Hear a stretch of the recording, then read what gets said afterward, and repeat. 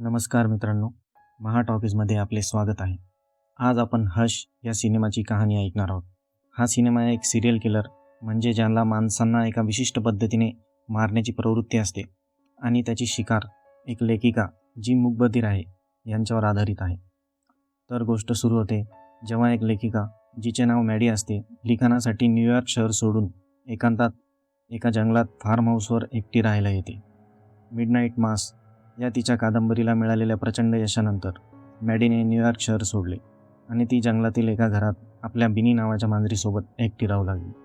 मात्र तिला तिचे पुढचे पुस्तक लिहिताना अडचणी येत होत्या. तिची शेजारीण सारा तिची कादंबरी परत करण्यासाठी तिथे येते आणि त्या दोघी मॅडीचा एकांतवास तसेच साराची सांकेतिक भाषा शिकण्याची इच्छा यावर चर्चा करतात. सारा तिला विचारते की ती जेव्हा लिखाण करते तेव्हा तिला तिचा 13 वर्षाचा मुलीचा आवाज डोक्यात असतो की वेगळा आवाज असतो. त्यावर मॅडी सांगते की तिला तिच्या आईचा आवाज डोक्यात येतो. मॅडीला वयाच्या 13व्या वर्षी बॅक्टेरियल मेनिंजायटिस या आजाराची लागण झाल्यामुळे तिची ऐकण्याची आणि बोलण्याची क्षमता गमावली. यामुळे तिला ऐकू येणे बंद झाले आणि नंतर एका अयशस्वी शस्त्रक्रियेनंतर ते कायमस्वरूपी झाले. सारा विचारते की तू कादंबरीचा शेवट इतका छान कसा लिहितेस? त्यावर मॅडी सांगते की ती 3-4 शेवट बनवते आणि त्यातून सर्वात उत्तम शेवट निवडते. नंतर अचानक घराचा फायर अलार्म वाजतो, जो फार कर्णकर्कश असतो, कारण मॅडी साराच्या येण्याच्या आधी जेवण बनवत असते आणि ते ओव्हनमध्ये तसेच विसरून बाहेर गप्पा मारते. सारा विचारते अलार्मचा आवाज खूपच आहे. त्यावर मॅडी सांगते की त्यामुळे तिला व्हायब्रेशन जाणवतात आणि कळते की अलार्म वाजतोय. नंतर दोघीही बाहेर बसतात. सारा मॅडीला घरी जेवणास निमंत्रण देते. साराच्या घरी तिचा बॉयफ्रेंड देखील येणार असतो, परंतु मॅडी नकार देते. मग सारा तेथून निघते. मॅडी परत लिखाणास बसते, पण तिला काही सुचत नाही. मग ती तिच्या जुन्या प्रियकराला व्हिडिओ कॉल लावते, पण मध्येच परत कट करते. तो प्रियकर नंतर परत मॅडीला फोन करतो, पण मॅडी आता फोन उचलत नाही आणि तो उलटा करून टेबलवर ठेवून जेवण बनवायला घेते. तितक्यात तिकडून सारा किचन दरवाजा जोराने ठोकावते. तिच्या अंगाला रक्त लागलेले असते. त्या रात्री उशिरा क्रॉसबो म्हणजेच धनुष्यबाणासारखे शस्त्र, मराठीत त्याला दस्त्याचे धनुष्य म्हणतात मित्रांनो. तर क्रॉसबो घेतलेला एक मुखवटाधारी मारेकरी रक्ताने माखलेल्या साराचा पाठलाग करत मॅडीच्या घरापर्यंत येतो. साराची मदतीसाठीची हाक मॅडीच्या कानावर काही पडत नाही आणि मारेकरी साराची निर्घुणपणे चाकूने वार करून हत्या करतो. मॅडी बहिरी आहे हे त्या किलरच्या लवकरच लक्षात येते आणि तो तिला आपला पुढचा बळी बनवण्याचे ठरवतो. मॅडी तिची बहीण मॅक्सशी व्हिडिओ कॉलवर बोलत असताना ती मॅडीला सांगते, तुझ्या मागे कोणीतरी दिसतंय, पण मागे मांजर असेल असे बोलून मॅडी तिच्या बहिणीशी पुढे गप्पा मारते. तो किलर मागच्या दरवाजाने घरात शिरून मॅडीचा मोबाईल फोन घेतो आणि मॅडीचेच फोटो काढून तिला पाठवतो. तो तिला तिच्या संगणकावर ते फोटो पाठवतो. मॅडीला कळते की घरात कोणीतरी आहे. ती घरात शोधते पण कोणी दिसत नाही. मग तो किलर घराबाहेर तिच्यासमोर उभा असतो आणि मग मॅडीचा पाठलाग करतो. मॅडी घाबरून दरवाजे बंद करते आणि पोलिसांना कॉल करण्यास संगणकावर नंबर डायल करते. पण तो किलर घराचा वीज पुरवठा बंद करतो आणि तिच्या गाडीचे टायर देखील फोडून टाकतो.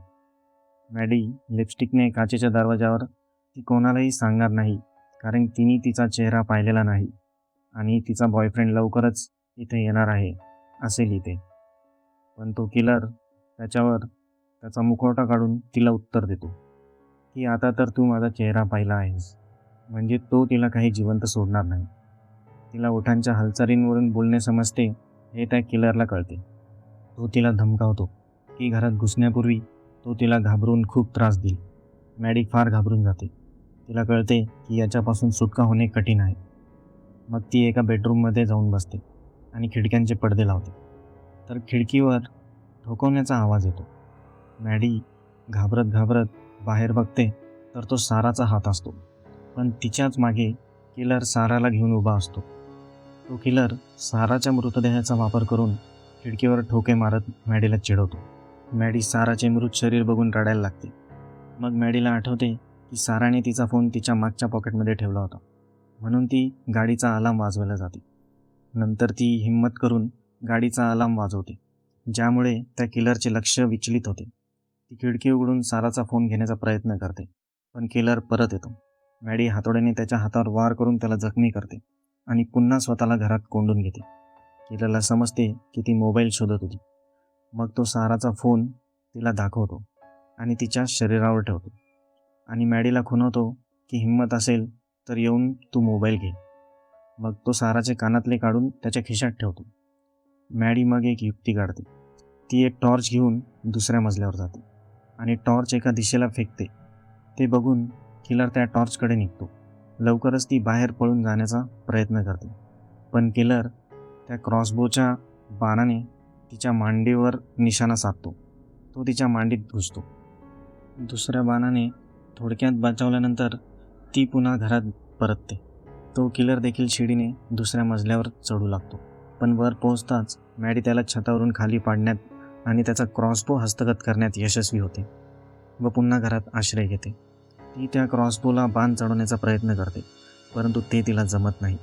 तो किलर खिडकीतून तिला बघतच असतो. मग तो परत खाली जातो. मग ती दुसऱ्या रूममध्ये जाऊन पायाला औषध लावते. तिचे रक्त वाहत असते. त्यावर ती कापड बांधते. गंभीर जखमी झालेली मॅडी क्रॉसबो लोड करण्याचा प्रयत्न करत असतानाच साराचा प्रियकर जॉन तिथे साराचा शोध घेत येतो. तो मारेकरी एका इमर्जन्सी कॉलला प्रतिसाद देणारा पोलीस अधिकारी असल्याचे भासवतो आणि तिथून एक जण त्याला मारून पळून गेला आहे असे सांगतो. आणि जॉन, जो साराचा बॉयफ्रेंड आहे, त्याला तो किलर त्याचा फोन मागतो आणि पोलीस टीम बोलवण्यासाठी फोनवर बोलून झाल्यावर तो फोन स्वतःच्याच खिशात ठेवतो. जॉनला संशय येतो. तो विचारतो की तुम्हाला इथं घरातून फोन कोणी केला, कारण मॅडीला तर बोलता येत नाही. त्यावर तो किलर सांगतो की कदाचित दुसरा कोणीतरी फोनवर बोलले असेल, जसे की सारा. मग जॉन त्याला आपला फोन परत मागतो, पण फोन काढताना त्या किलरच्या खिशातून एक ट्रॉफी म्हणून घेतलेली साराचे कानातले खाली पडते. तेव्हा जॉनला अजून संशय येतो, म्हणून तो खोटे बोलतो की चावी एका कुंडीखाली ठेवलेली असते, तिथे चेक करू. मग जॉन किलरची नजर चुकून एक दगड उचलतो.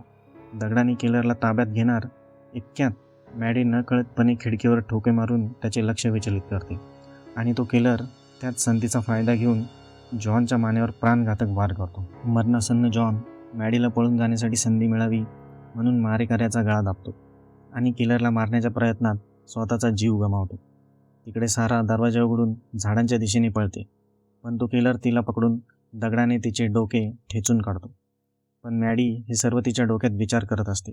जसे एखाद्या कादंबरीची एंडिंग खूप प्रकारे लेखक लिहितात, तसेच ती पण खूप संभावना विचार करते आणि सर्वांमध्ये तिचा मृत्यू होणार हेच दिसते. घरात थांबली तर रक्तस्रावाने मृत्यू होईल. तिच्या लक्षात येते की बाहेर जर पळाली तर ती पकडली जाईल. तिच्या जगण्याची एकमेव संधी म्हणजे लढणे. बाहेर तो किलर मॅडीच्या मांजराला मारण्याची तयारी करतो, पण मॅडी हिंमत करून बाहेर येते आणि ती त्या क्रॉसबोने त्याच्या खांद्यावर बाण मारते. आत धावत असताना मॅडीचा शेवटचा बाण खाली पडतो. तो उचलण्यासाठी ती हात पुढे करते, पण मारेकरी तिच्या मनगटावर सरकणारा दरवाजा जोरात आपटतो आणि मग तिला तिचा छिन्नविछिन्न झालेला हात आत ओढून दरवाजा बंद करू देतो. तेव्हा तो घरात घुसण्याची धमकी देतो. तेव्हा मॅडी स्वतःच्या रक्ताने दरवाजावर "करून टाक भित्र्या" असे लिहिते. ते बघून किलरला राग अनावर होतो. तो गाडीतून सळी आणतो आणि मग त्या लोखंडी सळीने दरवाजा तोडण्याचा प्रयत्न करतो. मॅडी तिच्या लॅपटॉपवर मारेकऱ्याचे वर्णन आणि तिच्या कुटुंबियासाठी एक संदेश टाईप करते आणि मग चाकू घेऊन स्वतःला बाथरूममध्ये कोंडून घेते. दरवाजा तोडण्यात अयशस्वी झाल्यामुळे मारेकरी मॅडीच्या मागे बाथरूमच्या छतावरील खिडकीतून आत घुसतो आणि बाथरूममध्ये तिच्या मागेच येऊन बसतो आणि तो किलर तिच्या मागे येऊन तिच्याशी बोलत असतो. त्या बोलण्यामुळे त्याच्या श्वासाने मॅडीचे केस हलतात आणि तिला कळते की किलर मागेच आहे. तो तिच्यावर प्रहार करणार त्याआधीच ती त्याच्या गुडघ्यात चाकू खुपसते. मग तिथून उठून किचनमध्ये येते. तो तिचा पाठलाग करत किचनमध्ये येतो, जिथे ती कीटकनाशकाने त्याच्या डोळ्यावर स्प्रे करते आणि तिच्या दिसणाऱ्या स्मोक अलार्मने त्याला गोंधळात टाकते. तो तिचा गळा दाबू लागतो. ती जवळ असलेला कॉक्सक्रू म्हणजे वाईन बॉटल उघडायचा स्क्रू, तो घेण्याचा प्रयत्न करते, पण तिचा हात पोचत नाही. त्या किलरच्या गळा दाबल्याने ती अर्धमेल्या अवस्थेत येते, पण शेवटी तिच्या हाती तो कॉक्सक्रू लागतो. त्याने ती त्या किलरच्या मानेत वार करते. त्या किलरच्या गळ्यातून रक्ताची धार लागते आणि तो लवकरच खाली कोसळतो. शेवटी मॅडी त्याला ठार मारते. मग त्याच्या खिशातून आपला फोन काढून मॅडी पोलिसांना फोन करते आणि मग तिच्या घराच्या पायऱ्यांवर जाते आणि वाट पाहते.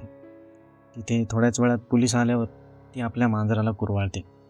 शेवटी तिच्या चेहऱ्यावर एक रहस्यमयी स्मित हास्य असते. इथेच सिनेमा समाप्त होतो. तर मित्रांनो, कशी वाटली ही गोष्ट नक्की कळवा कमेंटमध्ये.